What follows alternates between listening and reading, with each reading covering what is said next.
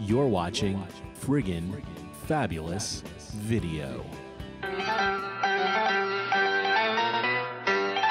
Well, you've been in a few movies, more than a few movies in your time. Like usually playing myself. Yeah, Ghostbusters, Broadway, Danny Rose. 29th Street, a lot of movies. How is that different, being on camera for a big-time movie like that? How is that different from doing a live TV show? Well, yeah, that's also a great question. I get very restless hanging around a movie set. I've turned down so many movies because they tell me you got to wait there, you got to sit there a day and a half. TV, you walk in, you do it, and you go home fast. Right. So I've enjoyed the movies, but for every one I did, I turned down 10. I turned down 12. But I never had an agent soliciting. I never had an agent in my life. I was never part of the machine. Believe it or not, everything came to me. It was over the transom, over the doorway. Maybe if I had an agent, I would. Well, somebody said to me the other night, they were watching Channel 13. They saw a tribute to TV talk show hosts. Saw Johnny Carson. They saw Merv Griffin. Saw Mike Douglas. Saw Jack Parr. Saw Joey Bishop. But no Joe Franklin. I said, yeah, but you forget one thing. They're all dead. I'm still walking and talking. So I gave him a good answer, right, Nick? That's a great answer. So speaking of comedy, you have a comedy club here in the city. Two of them, yeah. Two of them. And comedy, I think stand-up comedy is kind of making a resurgence. It's making a comeback. Tell me about that. I mean, I know there was a period when it wasn't as popular. Well, you can't really knock it. It's I think comedy, along with certain TV talk show hosts, has gotten a little bit cruel, a little bit mean-spirited, a little cynical. Everybody gets put down. I go back to the days when it was a little simpler. No dirty words in those days. Of course, you can't knock dirty words. But it's you can't knock what pays the rent, right? The comedians today are mostly, for the most part, doing very well.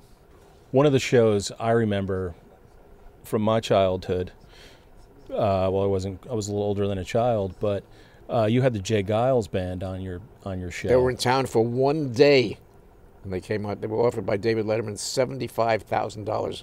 They said, no, we want to go on Joe Franklin. We like Joe Franklin. They came on that. They were in town for. They had 2 platinum records that day, Centerfold and Freeze Frame, and they performed them on my show. And they gave me one of their platinum records to keep, which got burned in a fire once. But oh, what a shame! It was a great day. The epitome. This is the moment of triumph or super achievement for a talk show host, namely me. And the reason is that the Jay Giles Band has chosen me. They've chosen me. That's right. This is a tremendous moment for the group. We've been working real hard, and I remember when we first started coming to New York, and we'd go in a recording studio, and we all come back, and we'd go back to this one little hotel, and we all watch your show, and we'd said, boy, if we ever hit #1, we'd love to be on the Joe Franklin show. So there we are. And the WOR show was very popular. When I left that show, the overnight show, people cried. Millions of people, they couldn't believe it. Listening to that show was their weekend way of life, you know. But I got a little tired of staying up all night. Yeah, understood. That's what happens when you're on too long. But I think I'm in the Guinness Book of World Records for the world's longest-running TV talk show, 43 years.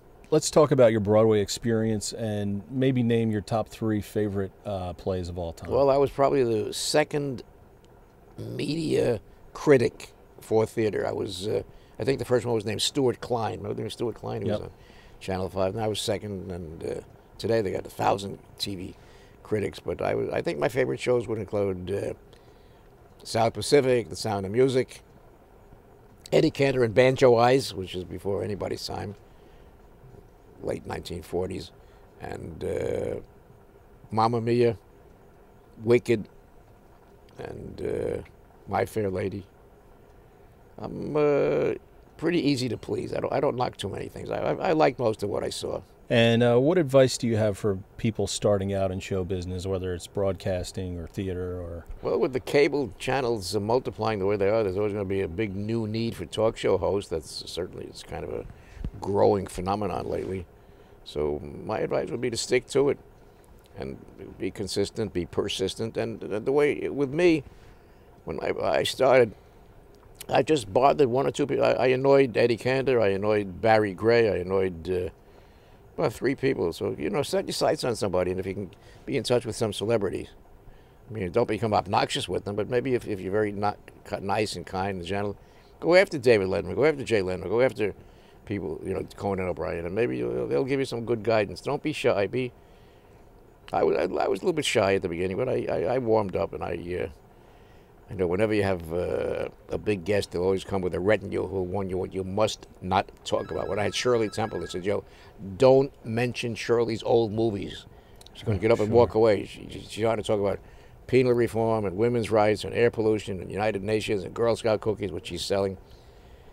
They said, "Don't mention her." I said, "How can I?" To myself, I said, "How can I?" I love a Shirley Temple old movies, and I did a whole 90 minutes talking nose to nose about her old movies, and she loved it, so she didn't walk away the way. She went back to California, telling me you'd want her old scrapbook. So you got to be a little defiant and don't always pay attention to those who will tell you what you must not talk about. You know. Well, thanks so much for doing this, Joe. I really appreciate it. Nick, I'm proud to know you, and we've got many good memories, and the best is yet to come, right? Absolutely. And I'll say what Al Jolson said one time on my New Year's Eve show. Al Jolson said, "Here's to our wives and sweethearts. May they never meet."